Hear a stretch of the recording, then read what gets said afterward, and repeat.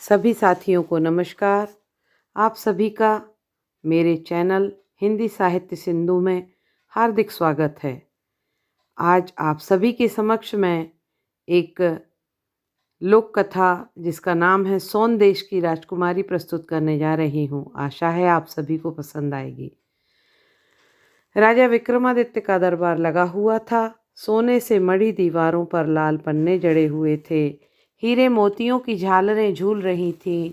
कीमती जवाहर जड़े कामदार सिंहासनों पर दरबारी लोग बैठे थे। सेठ साहूकारों से लेकर मंत्री, सेनापति और पंडित पुरोहित तक। बीच में था ऊंचा राज सिंहासन और उस पर राज सिंहासन पर बैठा था राजा विक्रमादित्य स्वयं। दोनों ओर खड़े दास दासियां चंवर डुला रहे थे। सिर पर सोने का छत्र तना था। लगता था जैसे राजा इंद्र का दरबार लगा हो। उसी समय आ गए भांटों का काम होता था कि वे देश विदेश में घूमें, राजाओं की प्रशंसा करें और इनाम बटोरें।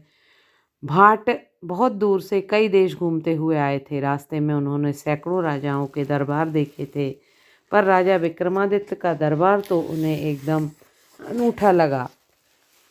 भाटों ने प्रशंसा करते हुए कहा, वाह, ऐसा दरबार तो आज तक हमने कहीं नहीं देखा। बस एक ही कमी लग रही है। कमी लग रही है? राजा विक्रमादित्य चौंक पड़ा। उसने ताज्जुब से पूछा, क्या कमी लग रही है? जरा मैं भी तो सुनूं। एक भाट ने हाथ जोड़कर कहा, महाराज, आपके यहाँ सब कुछ तो है, पर एक चीज की कमी दिख रही है। वह क्या? राजकुमारी सोन कुंवरी। राजकुमारी सोन कुंवरी? राजा विक्रमादित्य ने ताज्जुब से कहा, राजकुमारी सोन कुंवरी का नाम तो मैंने भी सुन रखा है। ऐसी भला क्या विशेषता है उसमें? भाटों ने सोन कुंवरी का बखान करना शुरू किया तो बखानते ही रह गए।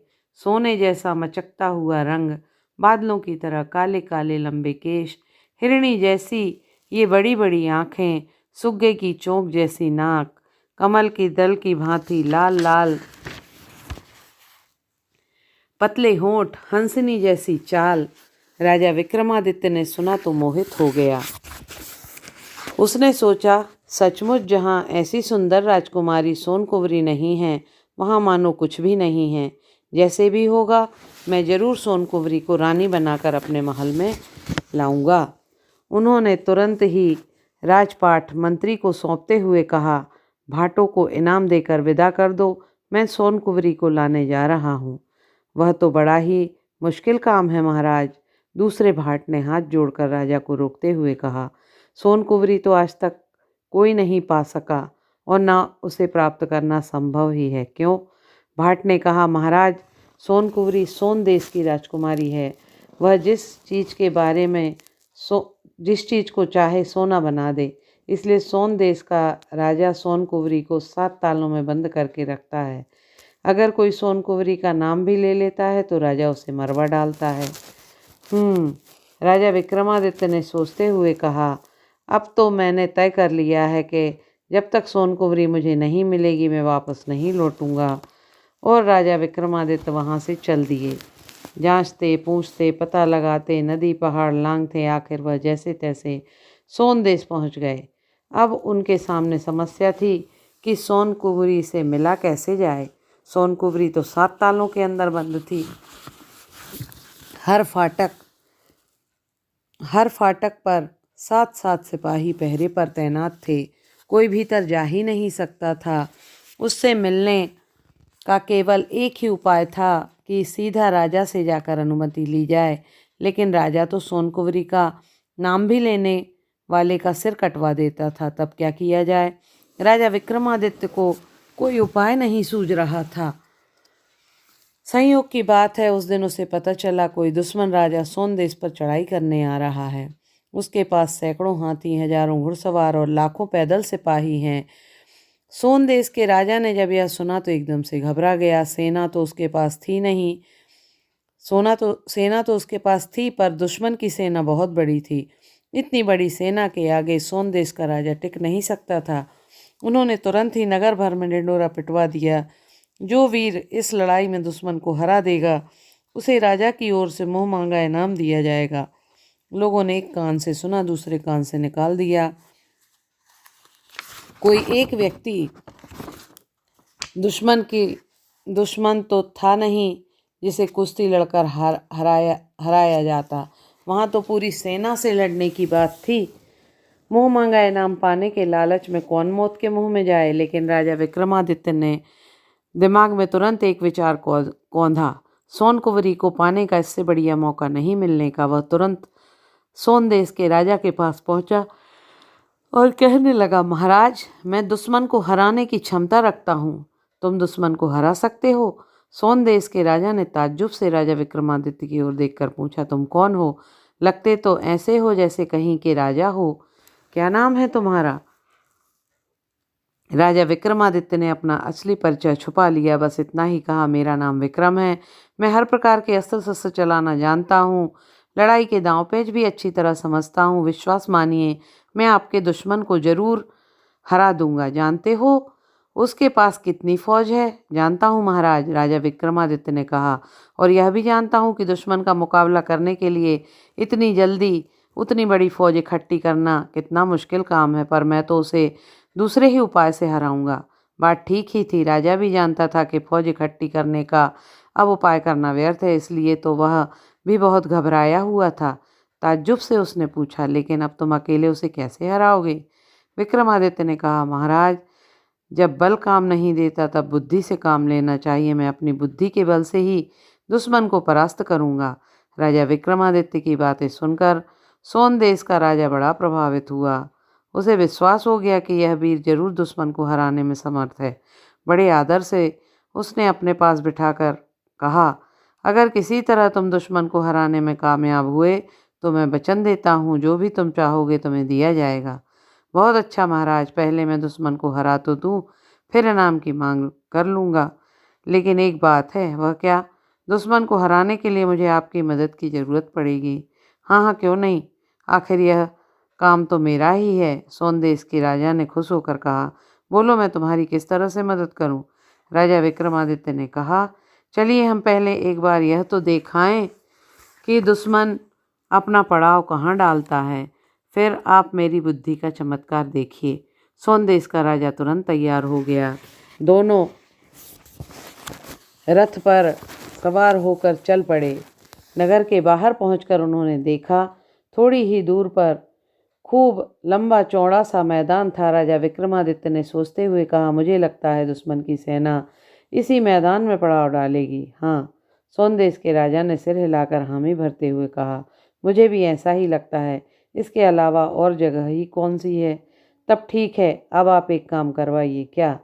राजा विक्रमादित्य ने कहा, इस मैदान में थोड़ी थोड़ी दूर पर आप सोने की मोहरें गड़वा दीजिए। यह काम दुश्मन के यहाँ पहुँचने से पहले ही पूरा हो जाना चाहिए। इससे क्या होगा? सोन देश के राजा ने ताज्जुब से पूछा, कुछ मुझे भी तो समझाइए। बाद में सब समझा दूंगा, अभी तो सबसे पहले आप यही काम करवाइए। राजा विक्रमादित्य ने कहा, दूसरा काम आप यह कीजिए कि तुरंत अपने कुछ सैनिकों को नगर के बाहर भेजिए और उनसे कहिए कि वे जाकर रास्ते में ही दुश्मन की सेना में घुल मिल जाएं।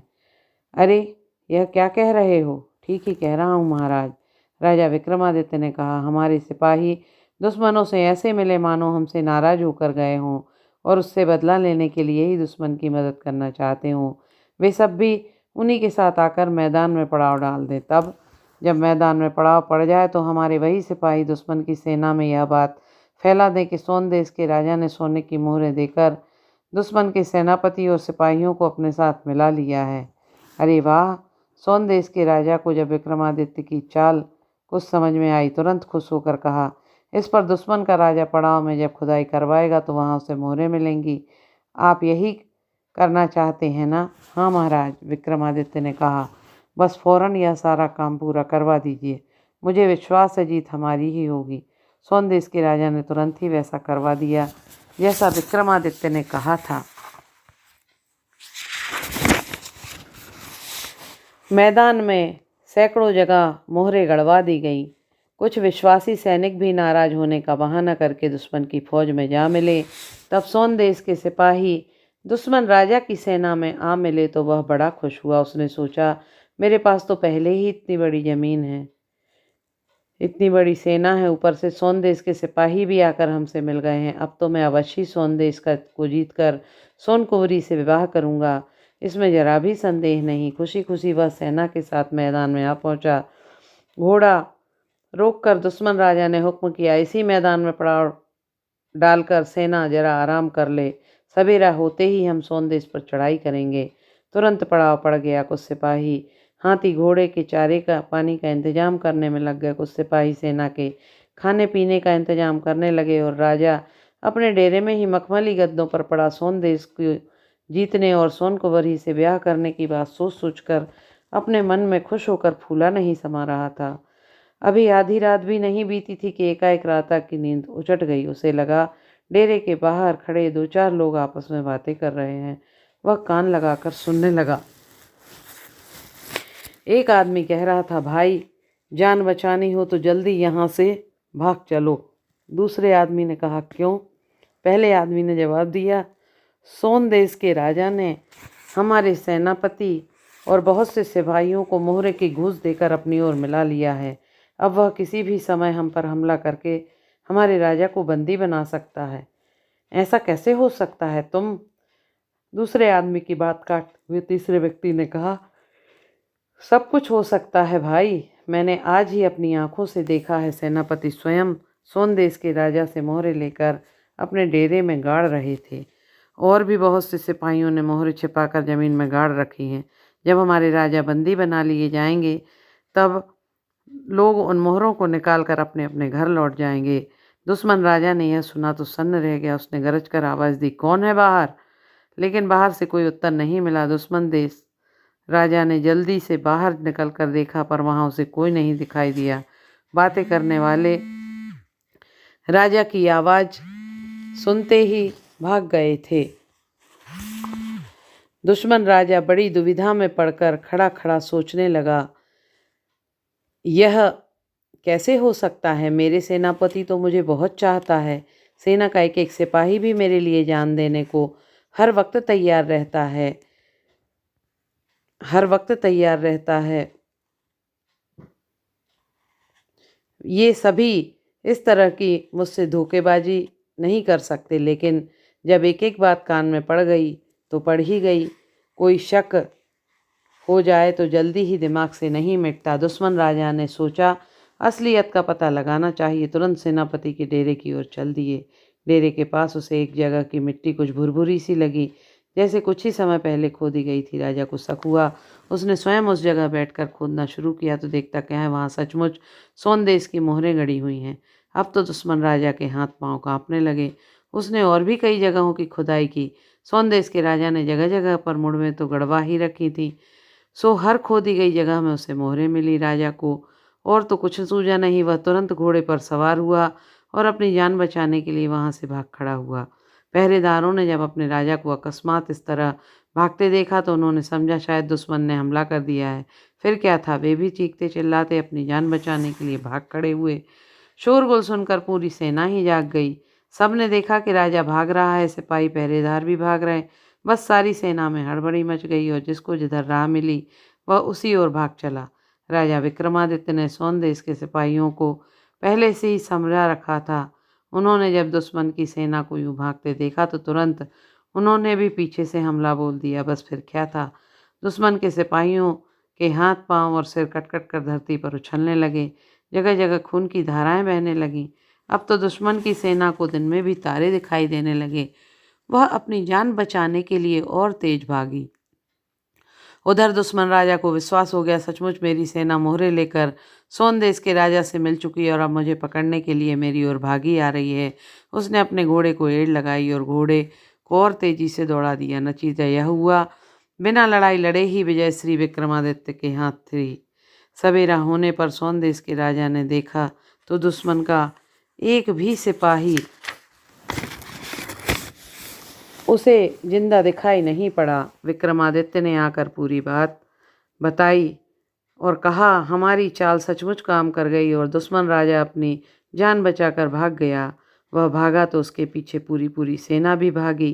जीत आपकी हुई है महाराज। भागने की जल्दी में दुश्मन अपना सामान तक नहीं ले जा सका। सोनदेश के राजा ने खुश होकर विक्रमादित्य को छाती से लगा लिया, प्रशंसा करता हुआ बोला, तुम्हारी बुद्धि के कारण ही आज मेरा राजपाट बच गया। सच सच बताओ तुम कौन हो? मैं राजा विक्रमादित्य हूँ। राजा विक्रमादित्य? सोन देश के राजा ने यह सुना तो प्रसन्न होकर बोल पड़ा, आपके दान और साहस की तो मैंने बड़ी चर्चा सुन रखी है महाराज। आप यहाँ कैसे? राजा विक्रमादित्य ने कहा, बाकी बातें तो बाद में होंगी, पहले आप मुझे मेरा इनाम दीजिए। आपने ही तो कहा था दुश्मन को हरा देने पर आप मुझे मुँह मांगा इनाम देंगे। सोन देश के राजा हाथ जोड़ते हुए कहने लगे, महाराज अभी तक तो मैं आपका नाम ही सुन रखा था, आज दर्शन भी पाकर धन्य हो गया। मेरे समेत यह सारा राज्य आपका ही है, जो चाहे सो ले लें, मैं भला आपको क्या देने लायक हूँ? राजा विक्रमादित्य ने हंसकर कहा, अगर ऐसी बात है तो राजकुमारी सोनकिवरी का ब्याह मुझसे कर दीजिए। इतना सुनते ही सोनदेश का राजा रोने लगा। उसने पछताते हुए कहा, महाराज मैं तो खुद सोचा करता था कि सोनकिवरी का ब्याह आपके साथ ही करूँगा, तब तो वह और भी अच्छी बात है। राजा विक्रमादित्य ने ताज्जुब के साथ पूछा, परंतु आप रो क्यों रहे हैं? मैं इतना अपने को दुर्भाग्य पर रोता हूँ महाराज। सोन देश के राजा ने कहा, मुझे अत्यंत दुख है कि अब यह ब्याह नहीं हो सकता। क्यों? सोनकुंवरी यहाँ है ही नहीं। तब कहाँ है? राजा विक्रमादित्य ने विकल होकर पूछा, आप साफ साफ बताइए सोनकुंवरी कहाँ है? मैं उसी से ब्याह करने के लिए जगह जगह भटक कर यहाँ तक पहुँचा हूँ। आप तुरंत उसका अता पता बताइए, जिससे मैं अपने उद्देश्य में सफल हो सकूं। सोन देश के राजा ने कहा, उसका अता पता तो मैं नहीं जानता महाराज। असल में गलती मेरी है। सोनकुंवरी की सुंदरता देखकर हजारों लोग उससे ब्याह करने के लिए ललचाया करते थे। मैंने सोचा कहीं कोई उस पर जादू वादू न कर दे, इसलिए उसे 7 तालों के अंदर बंद रखता था। तो क्या वह 7 तालों के भीतर से गायब हो गई? नहीं महाराज, हुआ यह कि भीतर रहते रहते जब वह ऊब गई तो एक दिन खुली हवा में बाहर निकलने की जिद करने लगी। मैंने उसे बहुत समझाया पर वह अपनी हट पर अड़ी रही। मुझे भी गुस्सा आ गया। मैंने गुस्से में उसे महल से बाहर निकाल कर अंदर से दरवाज़ा बंद कर दिया। लोग सोनकुंवरी की ताक में रहते ही थे। उस समय भी एक यति महल के आसपास इसी चक्कर में घूम रहा था। यूं ही मैंने सोनकुंवरी को बाहर धकेला, त्यों ही वह राजकुमारी को लेकर उड़ गया। मैंने बहुत खोज कराई पर कुछ पता नहीं चला। आखिर क्या करता? दुख के मारे सारा माथा पीट कर रह गया। अब तो इस बात को भी कई साल हो चुके हैं। राजा विक्रमादित्य को सुनकर बहुत दुख हुआ, पर उसने साहस नहीं छोड़ा। बोला, मैं जब सोनकुंवरी से ब्याह करने का संकल्प लेकर निकला हूँ तो उसे ब्याह कर ही लौटूंगा। मैं उसकी खोज करने जा रहा हूँ। हाँ, एक बात और बताइए, मैंने सुना कि सोनकुंवरी का नाम भी लेने वाले को आप मरवा डालते हैं, ऐसा क्यों? महाराज, यह तो सब जानते हैं कि मैं सोनकुंवरी को बहुत प्यार करता हूँ। अब उसके यहाँ ना रहने से मुझे उतना ही दुख भी होता है। कोई उसका नाम भी लेता है तो मैं दुख के मारे पागल उठता हूँ और उसका सिर कटवा देता हूँ। बस, राजा विक्रमादित्य ने कहा, तो आगे से आप किसी को मत मरवाइएगा। मैं सोनकुंवरी की खोज करने जा रहा हूँ, उसे साथ लेकर ही लौटूंगा। क्या आप बता सकते हैं कि यति उसको लेकर किस ओर उड़ा था? पूरब की ओर। राजा विक्रमादित्य सोन देश के राजा से विदा होकर पूरब की ओर चल पड़ा। चलते चलते उसे कई महीने हो गए। न कहीं सोनकुंवरी का पता चला, न किसी यति का। दिन भर राजा विक्रमादित्य उन दोनों की खोज में चलता रहता। जहाँ रात पड़ती रुककर विश्राम कर लेता। एक दिन की बात है, दोपहर का समय था। राजा चलते चलते बहुत थक चुका था। आसमान में सूरज आग के गोले की तरह दहक रहा था। नीचे धरती गरम तवे जैसी धधक रही थी। थकान और गर्मी से व्याकुल राजा विक्रमादित्य एक जगह बैठकर सुस्ताने लगा। थोड़ी देर बाद उसने ध्यान दिया, पास ही एक बड़ा सा पेड़ है। उस पेड़ पर एक बंदरिया बार बार चढ़ उतर रही है। राजा विक्रमादित्य को बड़ा अजीब सा लगा। वह कुछ समझ ही नहीं पाया, बंदरिया बार बार पेड़ पर क्यों चढ़ उतर रही है। उसी समय उसे एक तेज गड़गड़ाहट सुनाई पड़ी। राजा विक्रमादित्य ने चौंक कर इधर उधर आंख दौड़ाई तो क्या देखता है, 2 बड़े बड़े डरावने दैत्य उसी ओर सरपट दौड़े आ रहे हैं। उनके कंधों पर एक यति बैठा है। उन दैत्यों के सांस लेने की वजह से जोर जोर की गड़गड़ाहट की आवाज़ आ रही है। राजा विक्रमादित्य ने सोचा, ये लोग पता नहीं कौन हैं, पता नहीं कहाँ जा रहे हैं। बिना मतलब इनके सामने पड़ना ठीक नहीं है। वह उठकर पास ही एक पेड़ के पीछे छिप गया और चुपचाप उन्हें देखने लगा। थोड़ी देर में दौड़ते हुए दोनों दैत्य एकदम पास आ गए। बंदरिया वाले पेड़ के पास पहुंचकर वे रुक गए और यति के कंधों से उतार दिया। यति के उतरते ही दैत्य उड़नछू हो गए। इसके बाद यति ने उस बंदरिया को पकड़ लिया और पेड़ पर चढ़ गया। पेड़ पर 2-3 तरह के फल लगे हुए थे, लाल और पीले रंग के।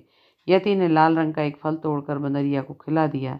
फल खाते ही जैसे जादू हुआ, बंदरिया देखते ही देखते एक सुंदर कन्या के रूप में बदल गई। राजा विक्रमादित्य ने उसकी सुंदरता देखी तो देखता रह गया, लेकिन यति बड़ा निर्दयी था। उसने कड़क कर कहा, राजकुमारी, मेरे पाँव दबाओ, मैं सोऊंगा, और स्वयं टहनियों का सहारा लेकर वहीं लेट गया। राजकुमारी पाँव दबाने लगी और यति सो गया। सांझ को यति फिर उठा। इस बार उसने एक पीला फल राजकुमारी को खिलाया। देखते ही देखते राजकुमारी फिर बंदरिया बन गई। यति पेड़ से उतरकर पुनः घूमने चला गया। राजा विक्रमादित्य तो मौके की तलाश में था ही। जैसे ही यति गया, वह भी पेड़ के आड़ से बाहर निकल आया। उसने तुरंत पेड़ पर चढ़कर लाल रंग का एक फल तोड़ा और बंदरिया को खिला दिया। बंदरिया ने फिर राजकुमारी का रूप धारण कर लिया। वह राजा विक्रमादित्य ने प्यार से उससे पूछा, सुंदरी, तुम कौन हो, कहाँ से आई हो और इस यति के चक्कर में कैसे फंस गई?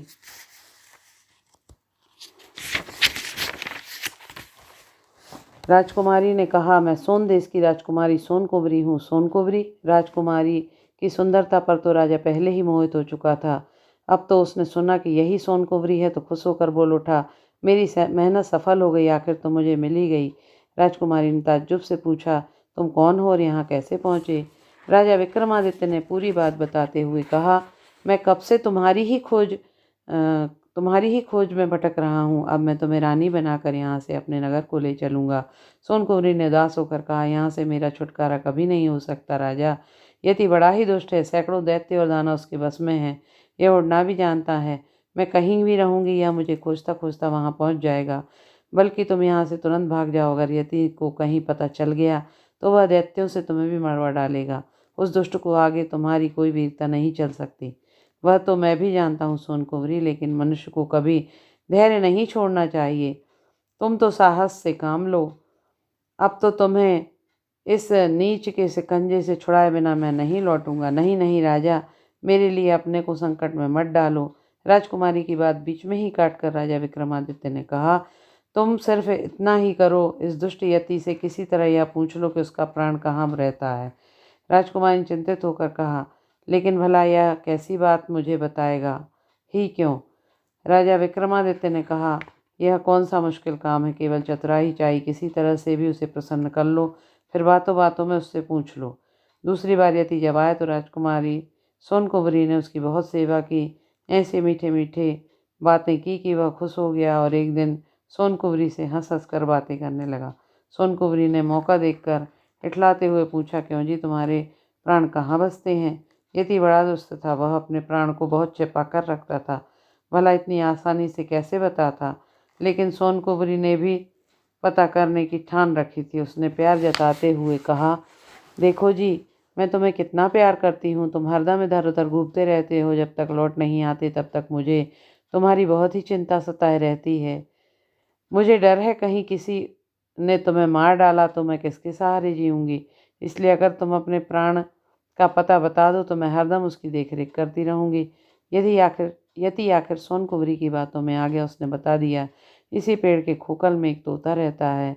मेरे प्राण उसी तोते में हैं। ज्यों ही वह तोता मरेगा त्यों ही मैं मर जाऊँगा। बस फिर क्या था। ज्यों ही यति राजकुमारी को बंदरिया बनाकर बाहर गया, त्यों ही छिपा हुआ राजा विक्रमादित्य बाहर निकल आया। उसने सोनकुंवरी को लाल फल खिलाकर बंदरिया से पुनः रानी बना दिया। फिर तोते को पकड़ने के लिए दोनों ही पेड़ की खोखल की ओर झपटे। पकड़े जाते ही तोता छटपटाने लगा। जब तोता छटपटाया तो यति भी जहाँ था वहीं छटपटा गया। उस दिन उसने जान लिया कि वह संकट में फंस गया है। बस वह तुरंत पेड़ की ओर दौड़ पड़ा। राजा ने दूर से ही यति को आते देखा, तुरंत अपने तोते की एक टांग तोड़ दी। उधर यति की दोनों टांगें टूट गई। अब तो यति बहुत घबराया।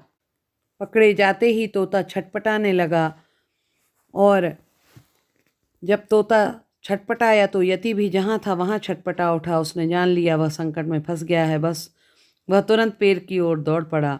राजा ने दूर से यति को आते देखा तो तुरंत उसने तोते की एक टांग तोड़ दी। उधर यति की दोनों टांगें टूट गई। अब तो यति बहुत घबराया। उसने ज्यों ही अपने दैत्यों को बुलाना चाहा, त्यों ही राजा विक्रमादित्य ने तोते की चोंच मरोड़ दी। इससे यति का मुंह भी टूट गया। फिर तो राजा ने तोते की दूसरी टांग तोड़ दी। इससे यति के दोनों हाथ भी टूट गए और जमीन पर गिरकर तड़पने लगा। जब यति पूरी तरह विवश हो गया तब राजा विक्रमादित्य ने उसके पास जाकर कहा, अब तुम मुझे और सोनकुंवरी को तुरंत मेरे राज्य में पहुंचा दो, अगर नहीं पहुंचाओगे तो मैं तुम्हें अभी मार डालूंगा। यति ने सोचा, ठीक ही तो है, इन दोनों से बदला लेने का तब मुझे अच्छा अवसर मिल जाएगा। इन्हें पीठ पर बैठा कर जब मैं उड़कर खूब ऊंचाई पर पहुंच जाऊंगा तो मैं वहां से नीचे गिराकर इन्हें मार डालूंगा। लेकिन राजा भी कोई कच्ची गोलियां नहीं खेला था, वह पूरी तरह सावधान था। यति की पीठ पर बैठने से पहले उसने तोते का गला पकड़ लिया और यति से कहा, अगर तुमने रास्ते में कोई चालबाजी की तो तुरंत तेरा गला दबा दूंगा। यति बेबस हो गया। उसने राजा विक्रमादित्य और रानी सोनकुंवरी को अपनी पीठ पर बैठा लिया और उड़कर सीधा राजा विक्रमादित्य के राज में पहुंचा दिया। राजा विक्रमादित्य जानता था ऐसे दुष्ट और पापी यति को जिंदा नहीं छोड़ना चाहिए, क्योंकि उससे बदला लेने के लिए हमेशा मौके की तलाश में रहेगा या फिर अपने दुष्ट साहसी लोगों को समय पर सताना शुरू कर देगा। अपने देश में पहुंचते ही राजा विक्रमादित्य ने तलवार से तोते का गला काट दिया। तोते के मरते ही यति भी वहीं ढेर हो गया। राजा विक्रमादित्य ने बड़े ठाट बाट के साथ सोनकुंवरी के साथ ब्याह रचाया और सुखपूर्वक राज्य करने लगा। तो यह थी आज की कहानी। आपको ज़रूर पसंद आई होगी। मेरे चैनल को लाइक और सब्सक्राइब करें। बहुत बहुत धन्यवाद।